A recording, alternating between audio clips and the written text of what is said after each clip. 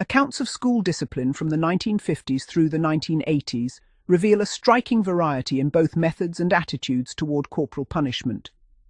While some schools adhered to formal rules and standard implements, others appear to have developed their own distinctive, and sometimes highly unconventional, disciplinary cultures.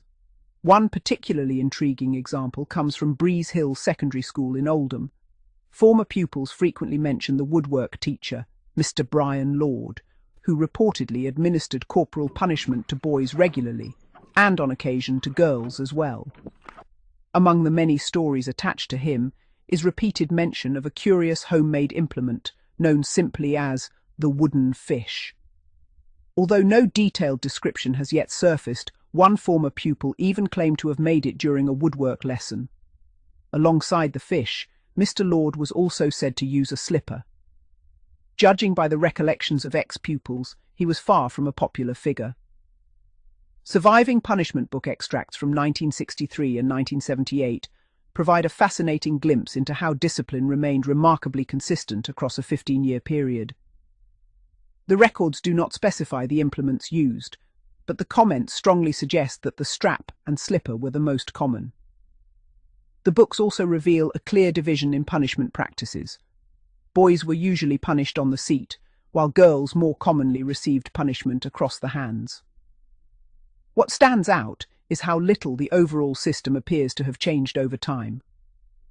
Research into other schools, including Brookway High, Dean Grammar, Eccles C of E, and Ellesmere Park Secondary, suggests similarly strict disciplinary traditions. Several former pupils recall the bottom being treated as the primary target for punishment, especially for boys, though in some cases girls were also subjected to similar treatment.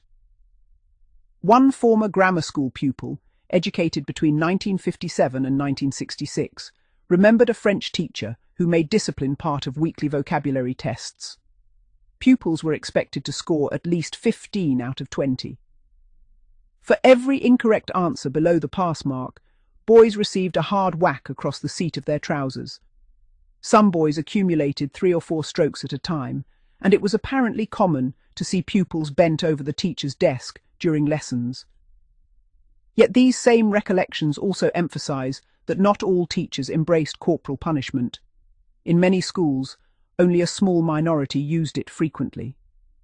Formal canings for serious offences were usually reserved for the headmaster or deputy head, while classroom punishments more often involved rulers, slippers, or plimsolls.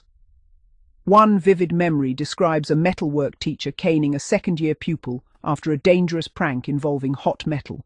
Although the injury caused was minor, the teacher responded immediately and publicly with 3 severe strokes of the cane. According to the witness, most of the class believed the punishment was deserved, viewing it as a warning about the consequences of reckless behaviour. The subject of unconventional implements repeatedly surfaces in former pupils' accounts.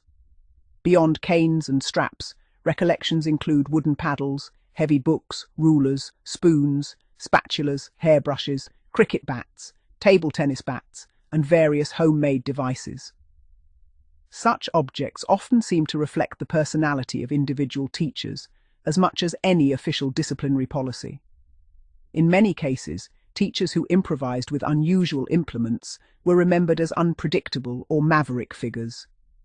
Among the more remarkable cases is Brookway High School, where recollections suggest that corporal punishment may have continued right up to, and perhaps even beyond, its legal abolition in state schools during the late 1980s.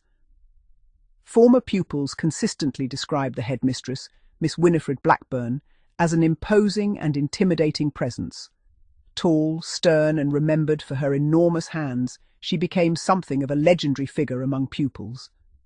One former student recalled still having her handprints after being smacked in 1988, raising questions about whether such punishments continued after the official ban. Numerous former pupils independently described remarkably similar scenes. Miss Blackburn was said to patrol corridors searching for misbehaving pupils who had been sent outside classrooms. Punishments were often carried out publicly. Pupils might be brought before the class or disciplined during assembly. Several accounts describe her removing rings or bracelets before delivering repeated smacks across a pupil's backside, sometimes in front of classmates. One former pupil vividly remembered seeing her approach while standing outside class and rushing back into the classroom in panic, desperate to avoid her attention.